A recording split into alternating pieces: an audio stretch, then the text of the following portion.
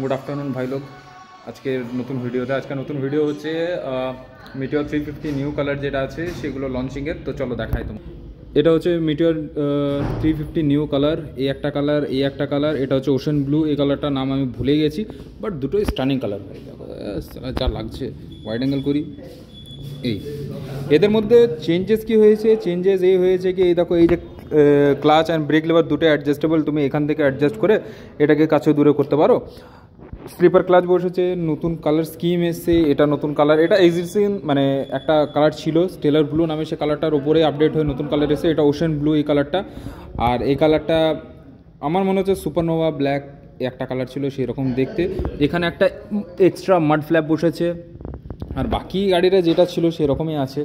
Although new LED indicators এসছে, বাকি বেশি তামঝাম নেই। যেটা আমি চিনতাম কি, মিটিওর 350 যে কালারটা এখন যতগুলো এসছে সব ভালো সুন্দর কালার। একটা স্পেশাল এডিশন আসছে, সে কালারটা স্পেশালি টিউবলেস টিউব টায়ার থাকবে, বাট যে স্পোকটা যে হুইলটা থাকবে সেটা স্পোক টাইপ হবে, মানে ক্রস স্পোকস বলতে পারো, বাট ক্রস স্পোক না, সেটা একটা নতুন টেকনোলজি রয়্যাল এনফিল্ড ইউজ করছে।